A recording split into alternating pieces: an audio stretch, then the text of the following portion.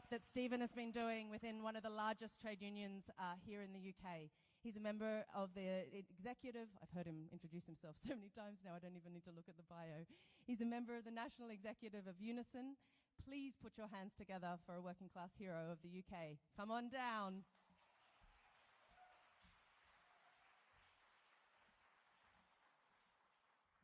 Thank you very much, Camille. Camille's given me 5 minutes. She'd need to give me about 20 minutes if I could. God, you just interrupted my contribution there. Can you hear me okay? I was going to say you'd need to give me 20 minutes to be able to pay tribute to the work that Camille has done over the past 2 years. I met her for the first time today, but she's been in my bedroom for at least once or twice a week for the past 2 years, admittedly on a small screen before you go any further with that. So there'll be another occasion when I can thank Camille for all the work she's done. I'm really humbled actually to be on the stage after the range of speakers we just heard. I prepared a speech, but I'd really like to go away and prepare a different speech now, given what I've listened to. And I really just want to pay tribute to my comrades that I've listened to. Each are inspiring to listen to and to understand what they have been through. I suppose I think I'm entitled to say on behalf of Glasgow and Scotland, welcome everyone to our city and our country. And I hope that as you are here and doing whatever you're going to be doing, you take a little bit of time to look around you and look at some of the marvellous sights that you'll see in Glasgow, some marvellous buildings that have been built here. And I would have to say, humbly, that those buildings were built on profit. Profit, first of all, of slavery. So I stand here as a representative of the colonial power. And on coal, fossil fuels.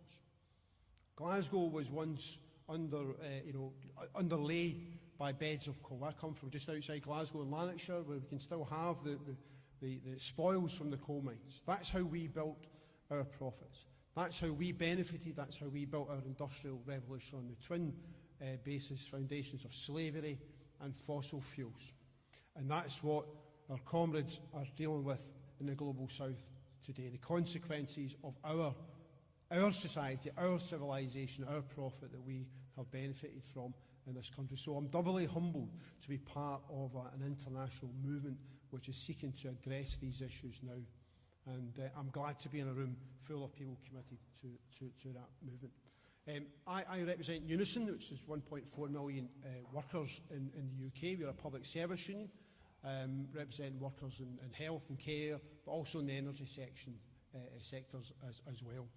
And we have, over the past number of years, moved from a position of where we would meet with other trade unionists, and when we attempted to raise some of these issues, we would be told we don't need to talk to tree huggers about our energy sectors. So I'm glad that I'm in a room with a number of tree huggers. It's about time we all got together, and tree planters and the forestry workers that we've heard about. Because this is what this movement has to be. It has to be about bringing those together. For workers, climate change represents a real threat, not just to our environment and to our health that other people will talk about, but fundamentally to our jobs. And as trade unions, that's what we fundamentally base ourselves on, protecting jobs and looking towards the future.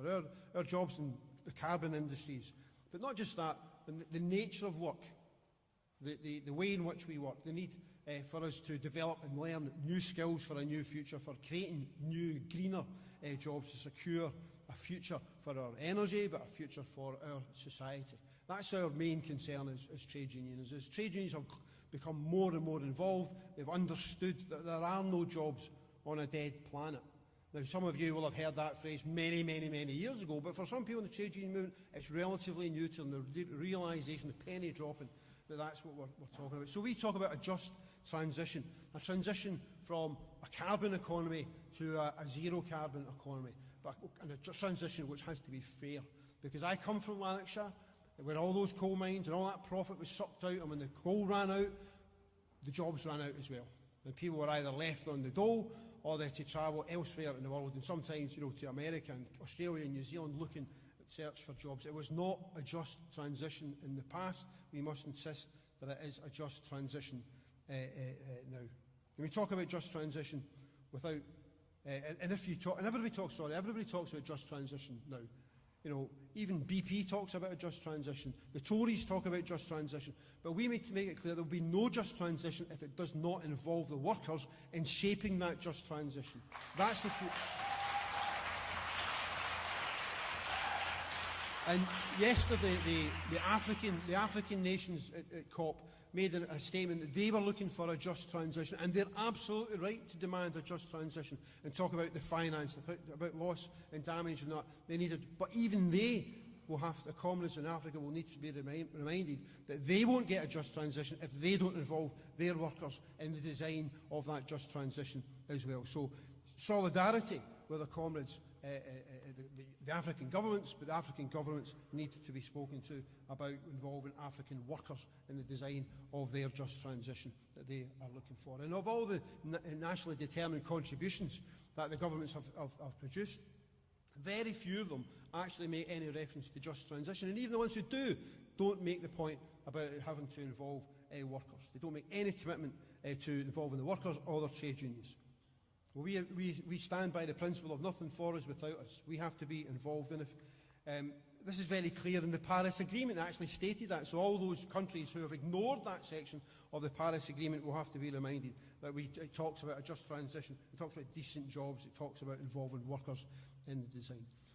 But it isn't just jobs in the fossil fuel sector, the oil and gas and the offshore workers in Scotland that we talk about just transition. Just transition has to be about much more than that. It has to be about ensuring that labour and human rights, labour rights and human rights are at the core of all the climate action policies and promises that are made.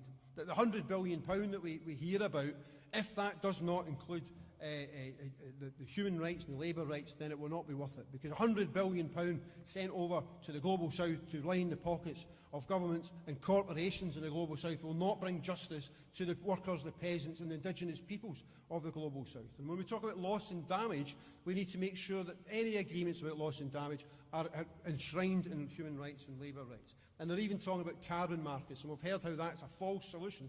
But if they're going to have carbon markets, if Boris Johnson is going to get away with developing the Cambo oil field off Shetland because he can justify planting more trees in the Amazon, which is what he's going to do, then we have to insist that our government make sure that that agreement that they have with Brazil, if that's where the money's going, to Peru, or has labour rights and human rights enshrined in it. So any money that does go in that way actually goes to benefit local people and not just profit for capitalists in those countries. We need to build industrial policies that create a green economy. So I represent public service workers, so I represent care workers, health workers, educators, people who work in those kind. They're all green jobs, but they're not valued.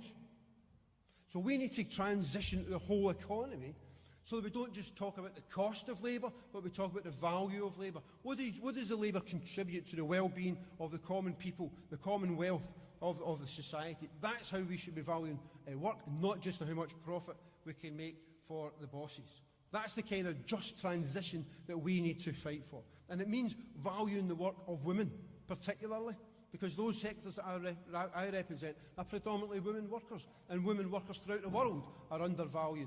And the kind of a green economy needs to recognise the contribution of women workers throughout that. Justice for workers in a zero-carbon economy must mean a transformation of that economy.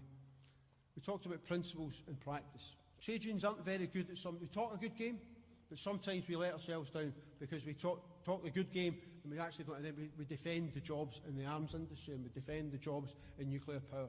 We have a struggle within the trade union to understand those jobs need to be just transitioned. We need to take the skills of the people who make the bombs that kill people in wars. When there's nothing more damaging to the environment than wars, yet we profit from that, and our jobs are enshrined in that. We need to demand that those jobs are transitioned into contributing to the welfare and the benefit of the community. I want to just finish up by saying that there's been 25 COPs before, and they've all failed. So we don't really have big expectations. I made a joke, but this old joke will pass by some of the colleagues here. It's a wee bit like supporting the Scotland football team. You know, it's great if we can get to the big event, and we hope for the best, but we're prepared to be disappointed, it has to be said. So, but I think that what is more important about this is not what happens down the road in the exhibition centre, and what statements Boris Johnson comes out, and what spin he tries to put on it. What matters here is the movement that we are contributing to and building each day and each week that we have these discussions, because after COP is where the real action is. It's about how our movement takes forward the ideas that we've discussed and debated over the next 2 weeks in these rooms. We will take them out on the streets, we will take them into the workplaces, and we will build a transformational movement for a just society ahead of us. Thank you. Put your hands together for all of our speakers this evening.